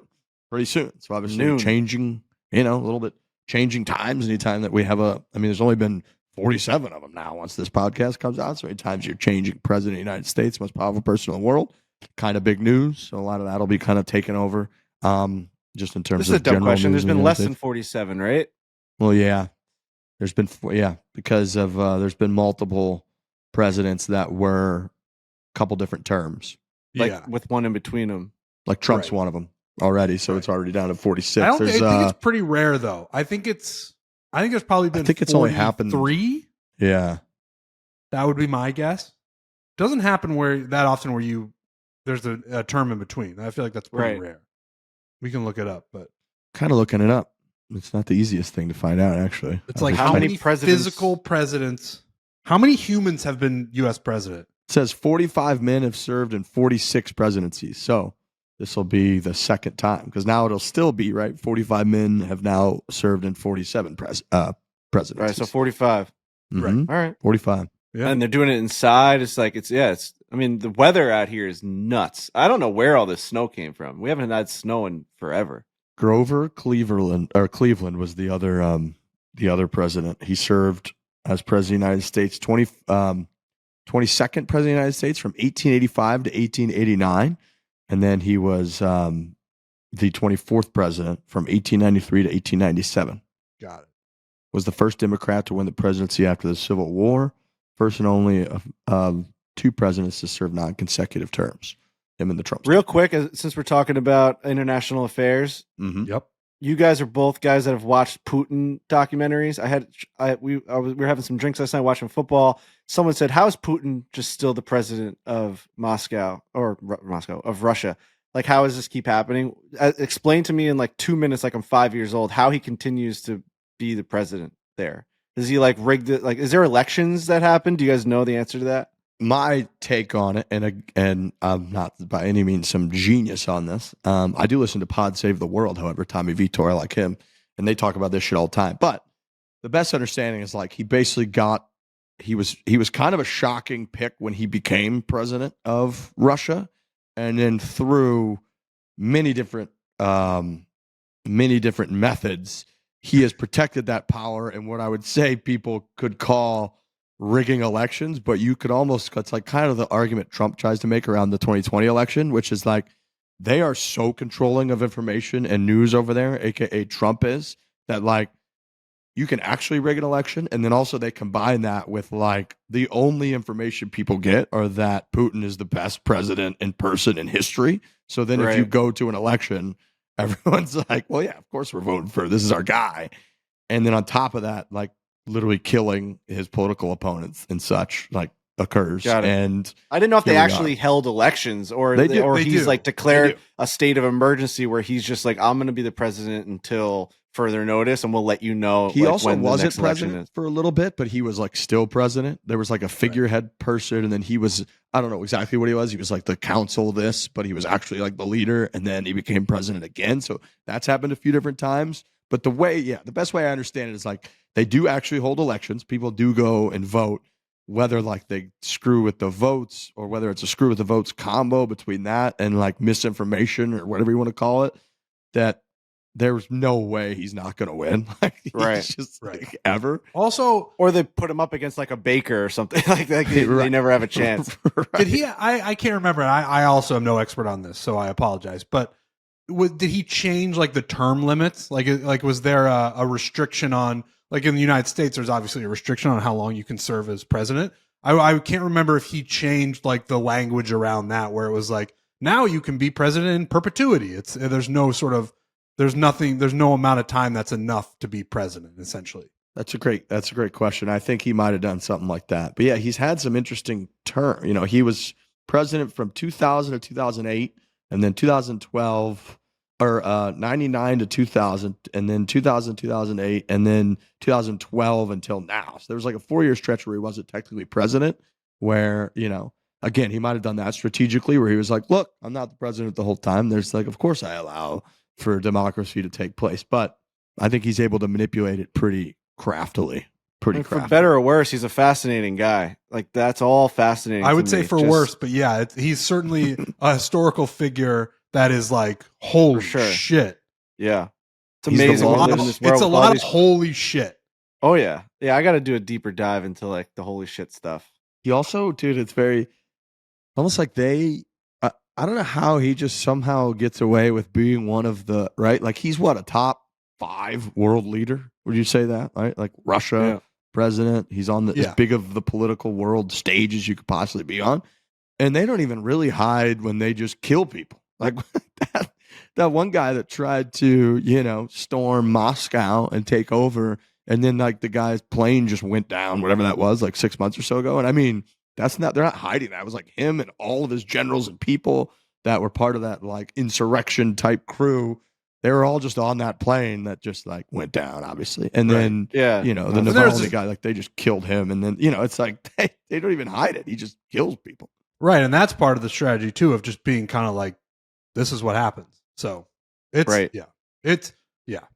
poison people. Yeah. It's like, you know, they're pretty effective at maintaining that power. He is at 25 years and 20 days. He is the longest serving Russian or Soviet leader since the 30-year tenure of Joseph Stalin.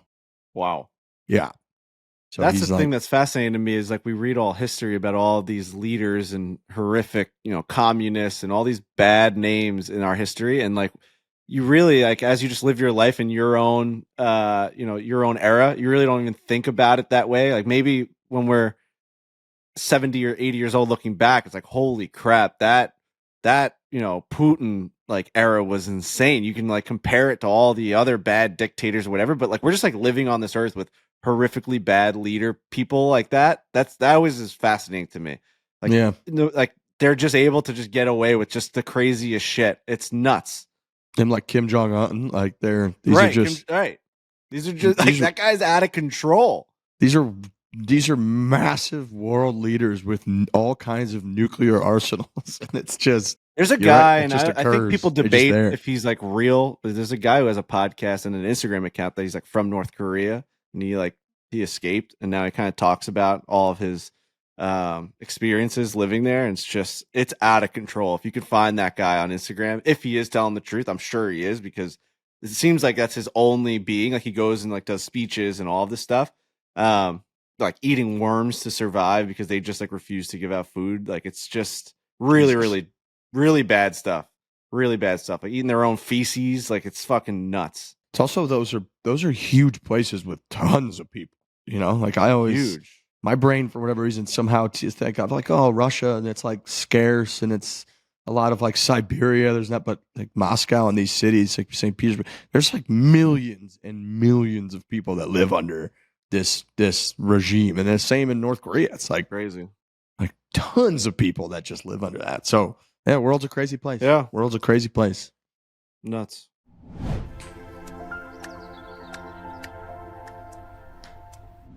From the football playoffs to college and pro basketball to the rush of hockey to honestly tennis down in Australia during the Australian Open, what a time to be a sports fan. It's all happening, and you get to get in on the action of all the sports that you love at DraftKings Sportsbook. With so many sports, every day is game day at DraftKings. That's true. It's a very nice, fun part of the app. You can pull that thing up at any time, and there's something to get invested in, to have a little skin in the game. That means unlimited opportunities to place your first bet, and DraftKings makes it easy. How easy? Try betting on something simple like picking a team to win. Go to the DraftKings Sportsbook app, pick your team, place your bet.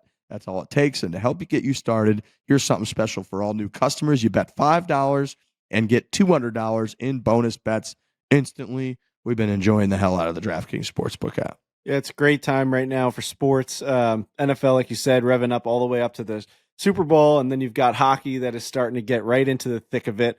They're just about over halfway through the season. Guys, you're starting to see some trends. You're starting to see some guys that, are about to get hot. So anytime goal scorers are a great bet for me this time of year. I love to just hop on some of these guys. I know my guy Brock Nelson's about to get real hot. I could just feel it. He went on a little bit of a cold streak. And now as you watch the games, you start to see like that's a guy that's going to start getting the puck in the net. Really fun one to keep an eye on. DraftKings, yeah, it's just it keeps you in the game. It's as simple as that. NFL playoff weekends, it's like you and your buddies are sitting around, you're throwing action on it, and you're just so invested in teams that you are not fans of, and all of a sudden you're cheering for every single touchdown that happens, and that's a special thing to be able to watch sports and actually have something to root for. I joined Dave Portnoy and I tailed that the Buffalo Bills will win the Super Bowl. So I didn't. He probably wagered more than I did on that. However, I have joined that. If you didn't see, I think Dave put $1 million on the Buffalo Bills to win the Super Bowl. So he's been good with those too. He hits at a pretty high clip. I know. But you can get involved. Download the DraftKings Sportsbook app. Use our code FORE. That's code 4. For new customers, you get $200 in bonus bets instantly when you bet just $5. DraftKings, the crown is yours.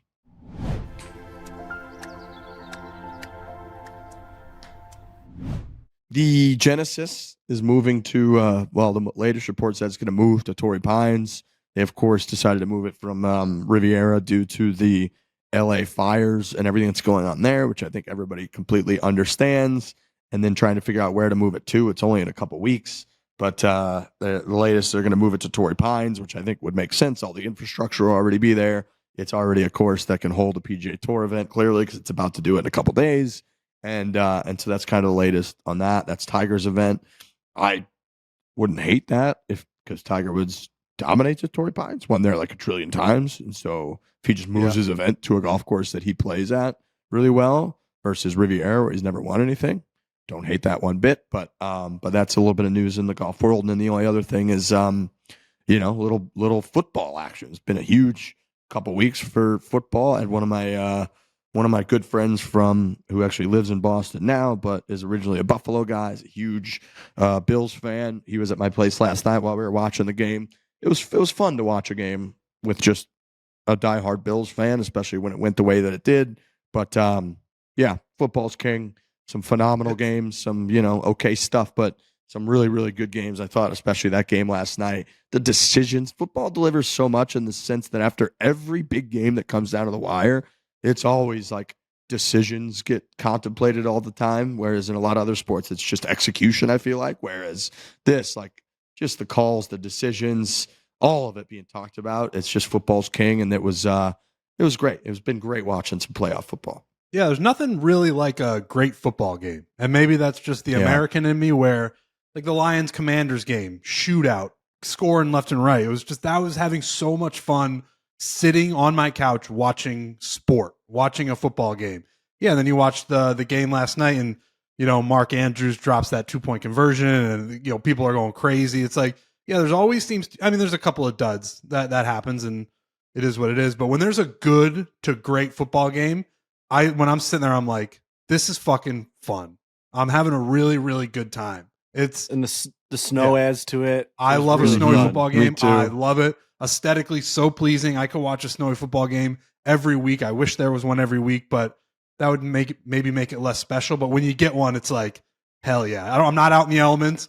Again, I'm in a temperature controlled room, so I don't have to deal with it. I know Alex Bush loves going to Orchard Park and sitting in the stands and freezing his nuts off, but when I'm watching a snowy football game from the comfort of my own home, awesome. Yeah. No, phenomenal stuff. We have a pool, an office pool that Stephen Che ran, where basically there's 13 games in the NFL playoffs from game 1 to the Super Bowl, and you get the number 1 through 13 to assign how confident you are in picking a spread. So, like, if you were to pick the Bills plus 1.5, if you are very confident in that, you would put 13 on it, and then once you do that, that 13 goes away, and you have to use up 1 through 13 for the whole entire playoffs. Whoever has the most points at the end wins. Now, your boy here, Frankie Borelli, went 9-1 so far in the first 2 weeks of playoffs, as like with the spread, as crazy of a run as you can go on.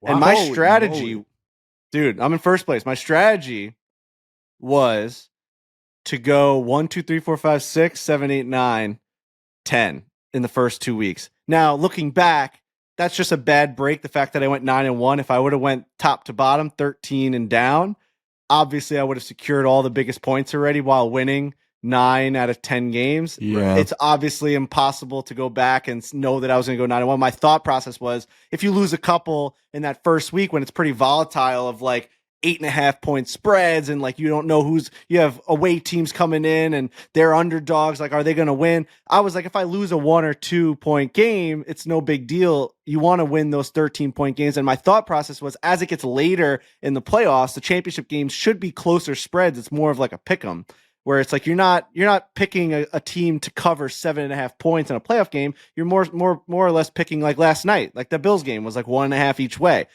Whoever was winning that game was going to cover most of the time, right? Obviously, it's amazing that they did cover, but it's just a little bit easier.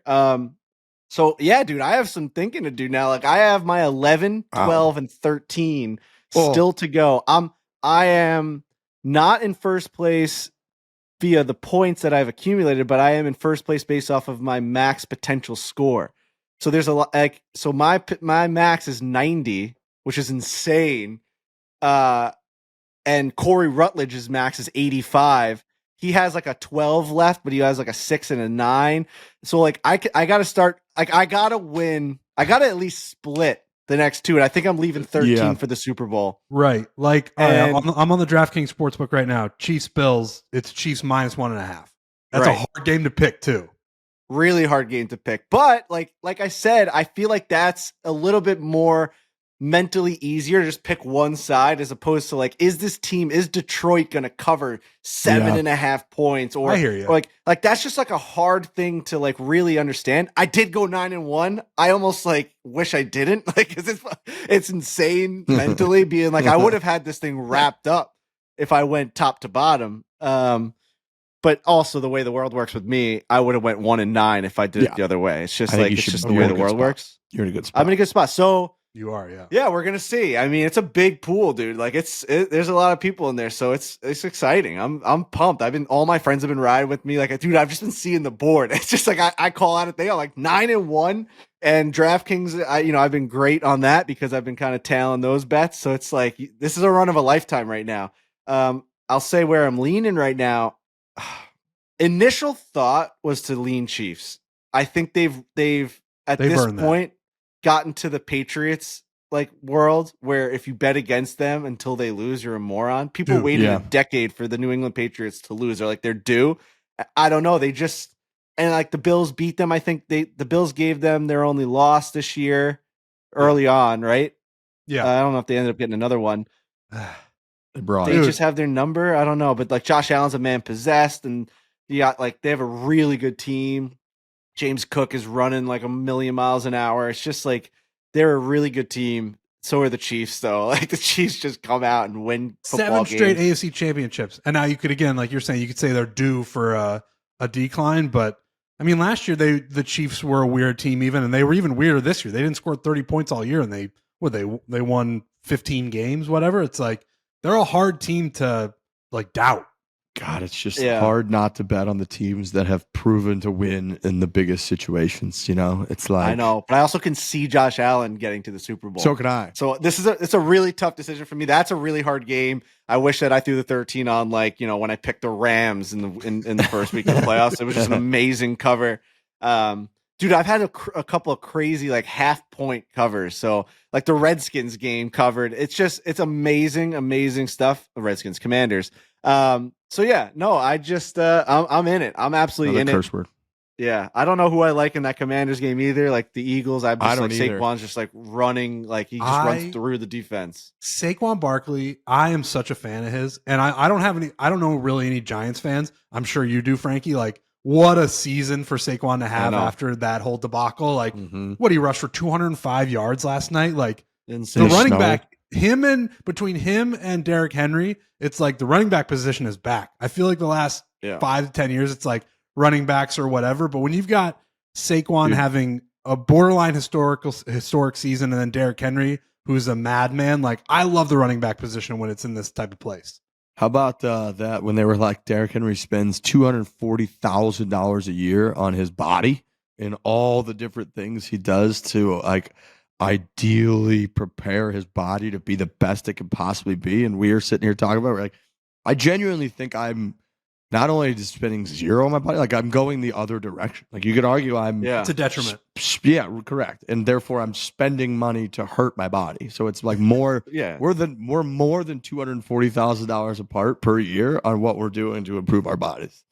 Yeah. Spent like 20,000 in Taco Bell. Like it's just like over the last couple of years. Yeah, no, football's fun, man. It's just fun. And then now we're really down to the championship games and then the Super Bowl. It's fucking awesome. Yeah, it's awesome. All right. I also could get to the point where I like bet like I pick like the Chiefs and then I could bet the Bills, and like if you get to that point where you could make money over the next couple of weeks. Call that a hedge. And like but like hedge each game going up, because like then I could win 3 in a row if I lose the 3, and then I'll lose the pool, but I'll win 3 bets in a row. Right. It's not a bad idea. That's not a bad idea. You should probably do that. I got to give a shout out to Connor. There's a guy on Instagram DMs who just DM'd me like 5 nights ago a random women's tennis in the Australian Open pick, took it, and then ever since then he's like 5-1 in DMing me about tennis picks, mostly women's tennis matches in the Australian Open.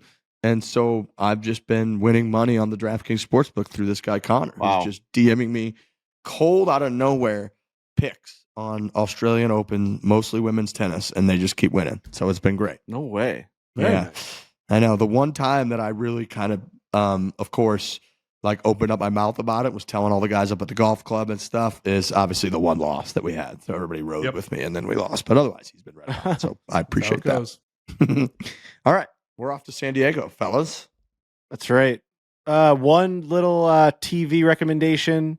Obviously, Severance is back. Apple TV is really hitting it hard right now in terms of TV. I feel like this is a big time for them. Severance is great, but Silo is my number one show to recommend. The premise is right up my alley. Basically, there's been a nuclear event outside, and all these people are in a silo with like hundreds of levels. And, you know, the top levels are the rich people, the bottom levels are like the working class. They keep the generator on, the whole entire deal. And it's like they've been down there for hundreds of years, generations upon generations in this silo. They see a camera that shows outside as a barren wasteland. If you go outside, you die. And it's really like the whole story of like, how does like a community live down there? How does a society live down there and not start questioning like, is it actually bad out there? Like, why are we like, we were born down here. Is it bad? Like, what happened? You know, maybe people start to find little relics of the old world. Maybe they find a book that has like a bird flying. And you're like, what is that? Like, what are you talking about? This is what it's at. Like, so it's 2 seasons. It's fucking outrageously good. Turn the lights off. It gets creepy. It gets good. I'm telling you, Silo, there's a couple parts that like you have to get through. All in all, phenomenal TV show. Phenomenal. Did you ever see this? That reminds me of, I don't know if it was a show or a movie, Snowpiercer. I've never seen Snowpiercer. It's almost the same premise, but it's a train. Everybody's, it's the ice age outside, and the only people who are left are on a train that keeps going in a circle. In the front are the rich people, and then as you go back and back and back, it gets to like, you know, the peasants and all the way back, and they do it's actually a very similar premise, and it's pretty good. I love the premise. Apparently it's a book, and the author of the book, like chimes in on the Reddit page, because you always with really confusing shows like that have a lot of Easter eggs, and like it's so detailed, and like you're trying to figure out what's going on. I always go straight to the Reddit discussions after like the no book spoiler page, and everyone's kind of like pointing out, did you see this when he said this? So the author of the book will actually write all the time in it, and he like kind of gives little tidbits of like what he sees. It's awesome. I love it. So I'm very excited for the next season. It's great. Surprised you fit that in with all the Harry Potter watching. I've been watching a lot of movies and TV shows. Yeah. Yeah. No, I definitely have been. Gearing up. Alistair's just 2 back right now. He's 7 under for the tournament. He's tied for 6th. Leaders at 9 under. So just keep an eye on that. Let's see a little week from our guy. That'd be nice. All right. We're heading out to San Diego. That's our next stop. We're going to be out there. We're going to be at the Pro-Am at Torrey Pines. And then we're going to be at TaylorMade all day Wednesday. And we're going to do a little Goat Hill Park while we're there at some point as well. So hopefully we see people around. I'm very much looking forward to a little San Diego action. I love Team TaylorMade, so I can't wait to get back there. The Kingdom is the coolest place on planet Earth. It's just an absolute, it's like Christmas. It's just Christmas when you're there. You got everything that you want. You get to hit all kinds of different clubs, shots, balls, see Trotty and a bunch of the gang. So, yeah, excited for our first trip of the year. That's all I got. If nobody has anything else, hit it hard. Hit it hard. Hit it hard.